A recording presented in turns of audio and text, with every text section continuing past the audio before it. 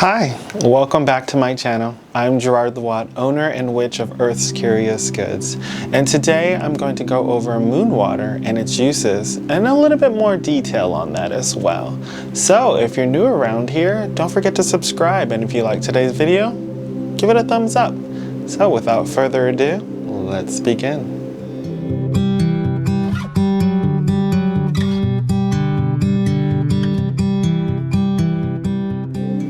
Okay, so before we begin, I think it's important to go over with what is moon water. Well, moon water is water that has been charged with a particular phase of the moon. It's been infused with its light and energy. Now, why would it be so important to make moon water, or what's so special about moon water is that magically it takes on the attribute of the moon. And you got to think about that. The moon is a very, just scientifically speaking, I'm not an expert in that, field. However, just do your own research, that the moon actually influences so much here on the earth. I mean, it even has what's called a tidal force, which is how we get our tides, high tide, low tide. We ourselves are made up of 60 to 70% of water, and to think that the moon doesn't influence us, well, that's something to really question. I mean, there has been, some things that I've read where people tend to have a hard time sleeping after the full moon, or they have a lot more energy after the full moon, and there's even myths and legends where there must be a full moon out since everyone's going crazy. So it has a lot of history. It's related to a lot of things, and so that's why we make moon water, is because of those attributes and the properties that actually harness it and put it into water. Now, the first thing that we're going to do is we're going to need to choose a container. Now, the container I would recommend, in my opinion, is glass. Glass is going to be the best container. A lot of people will use plastic. I tend not to go and tell people to use plastic, and the reason why is, well, environmentally, it's just not a great thing. And plastic is an insulator, and of course, it can insulate or hinder energy, and we don't want that. We want the energy to actually hit our water. So any glass will do. It doesn't have to be something special. I myself will, keep mine in this kind of container. You can use old containers like from mayonnaise or like a dip. There used to be dip in this and now it's empty. You can reuse it.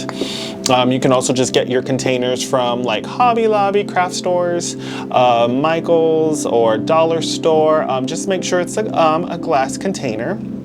And of course, next we're going to need water.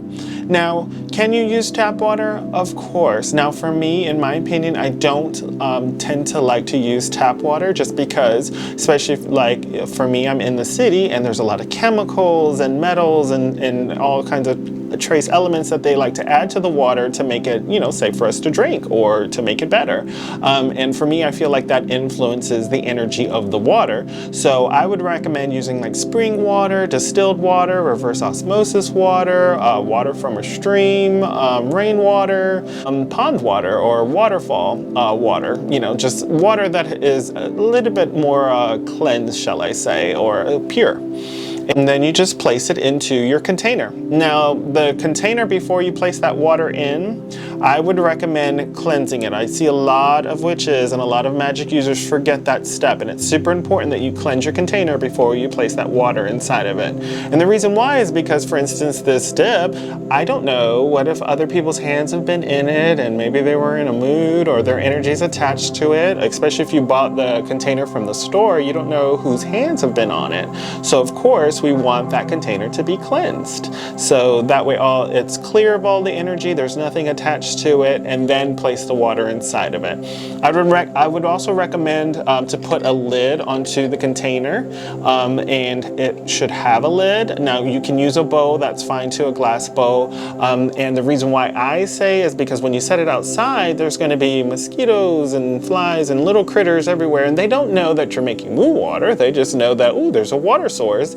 I can lay my mosquito eggs in it, or they may fall in, and especially if you're going to be drinking it or putting it on your skin or bathing in it, you may not want those little critters added with you. So with our little critter friends outside, I just keep them safe, and also to keep our water without less critters inside of it, shall I say.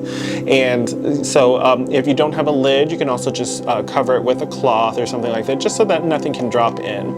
Now, if you don't have any of those methods, then, you know, you just put the bowl of water out or just leave it open. Some people prefer to make their water with no lid. They just feel like it's better.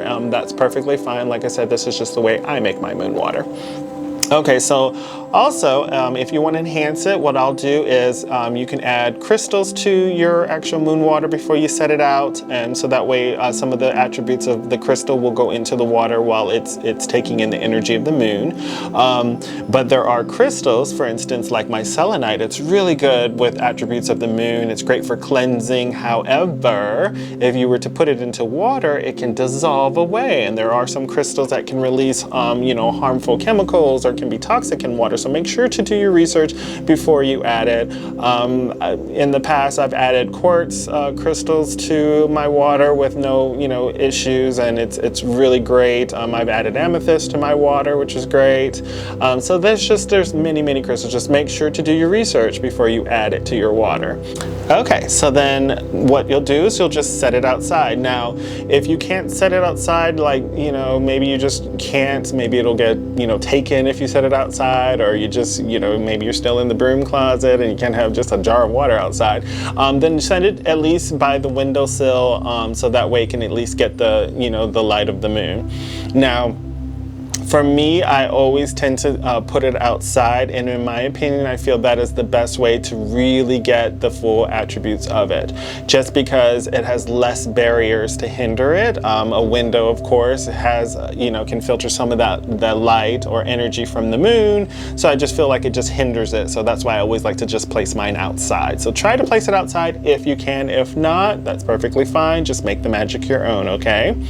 Now, when you place it outside, you want to make sure to retrieve it before the sun rises, okay? So set your alarm or make a note, and you can set it out as long as you want. Some people will leave it outside to, you know, in increments of 3 or 6 or 7 because of the corresponding to it. Me, I just set it outside for a few hours, 3 hours, 4 hours.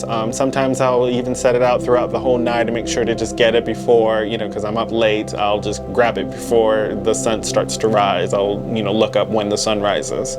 But you don't want light to hit it, okay? After you retrieve your moon water, you're going to want to keep it out of the sunlight. I tend to keep this to the back of my closet where it doesn't really receive any light. If you do plan on drinking this or using it on your face or on your skin, I would highly recommend to do that within a few days, so that way the water is not stale. Water does give life, so of course bacteria or mold could grow in your actual water, so you want to use it as soon as possible in those aspects. I would not keep your moon water longer than 30 days, just for the simple fact that, of course, you have a full moon every month, so it's easy to make. Second, you also want to make sure that it's fresh. You know, the energy stays very fresh within the water. I do find, in my opinion, that the water does tend to wane in energy the longer that I just keep it and don't recharge it or don't make any fresh water. So, now that you have the water, let's go over with, well, how do you use it? What do you use it with? So there's many ways on how to use your moon water. I'm just going to go over some of the ways that I use it, and, you know, maybe you can find more. So some of the ways that you could use it is put it in a spray bottle and spray it around the house. You can spray it on yourself, spray the room, spray your beddings, spray your curtains, spray in the closet. That way you just cleanse the air, you cleanse the areas, and you're adding the moon's energy to those areas. Another great thing is to add it to teas, or like I was saying before, drinking it. So if you add it to your tea though, I tend to stir my tea either clockwise when you're adding it, and if you do it clockwise, that's drawing in energy. So like say I want to drink chamomile tea and I'm having trouble sleeping, I want to get those attributes from the chamomile in from the moon water. So you'll stir the tea. clockwise. Now, if it's something like you're drinking the tea to take away anxiety, maybe stress, you want to do counterclockwise because you want to get rid of those energies. You want to get rid of those attributes, okay? So stirring it, so just something simple. Another great thing that you could use your moon water for is when you're taking a bath, you can add it to your bath water. That way it's cleansing you and giving you the moon's energy.